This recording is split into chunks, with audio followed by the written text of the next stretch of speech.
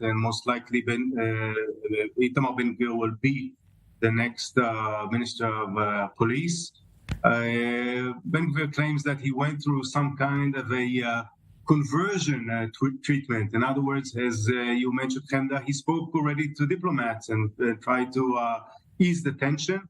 But it seems that Netanyahu is a bit cornered, not only by Ben Gvir, that he has to appoint him to this portfolio, but also has an issue with Bezalel Smotrich from the Zionist Front Party, perhaps to nominate him as defense minister, and of course legislating the override clause. All these things are an outcome of a right-wing coalition, and I'm quite surprised that Netanyahu is cornered because you thought that ending up so strongly in these elections and such a strong political figure in the Israeli politics, he won't be driven the way he is at the moment. But it seems that he prefers not to fight his potential political associates.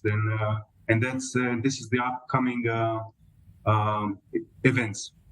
Benjamin Netanyahu now wanting to form a government pretty quickly. But how easy is it going to be for him? And what about the prospect of a wider unity government? Is that completely off the table?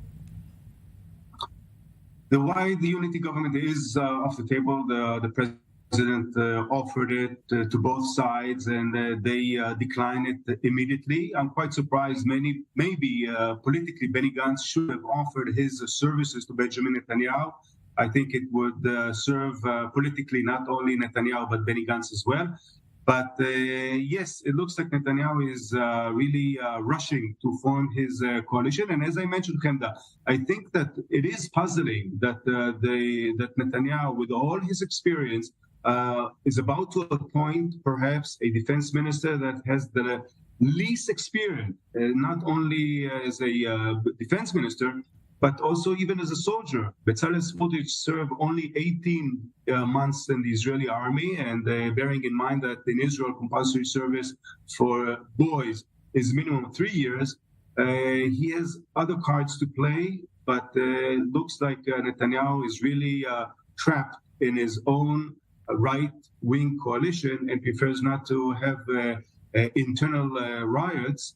But there's one point, that if Netanyahu will spare his allies in his party, like one of the Likud members that is supposed to get this portfolio, then he might have some kind of an uprising within his party.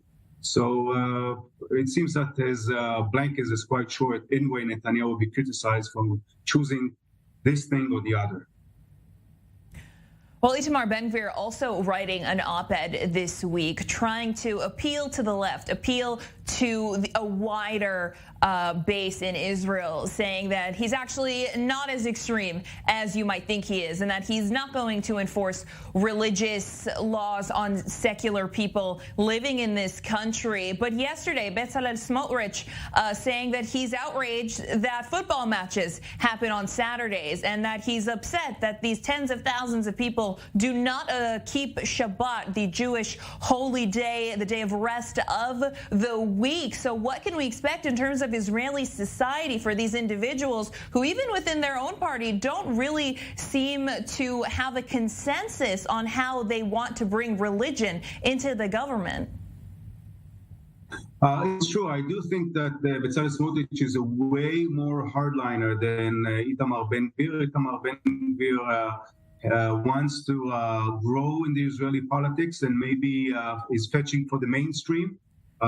Maybe he wants to have even a larger party than he has at the moment. So that's why he's moving tendently more to the, or less than the extreme and more to the moderate right, if I can say. And because of his new constituency, the young Israeli soldiers that do adhere to Itamar Ben Gvir position, how to strengthen the army and the approach against or towards the Palestinians, but not necessarily with his internal views, religious views.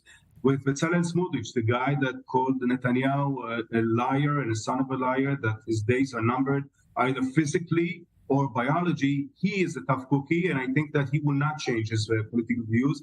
And it all depends on Netanyahu. If Netanyahu will bend, as we see that he's about to bend to Bezalel Smotrich, only because another religious party does want Bezalel Smotrich to serve as the defense minister, as the finance minister, and that's why he's shifting him to the defense minister. It looks like Bezalel Smotrich's role in the future government will be very strong, perhaps too strong for many other Israelis that don't think that the ultra-religious elements are necessary at the moment. Aviv Bushinsky, former media advisor and chief of staff for Benjamin Netanyahu, thank you.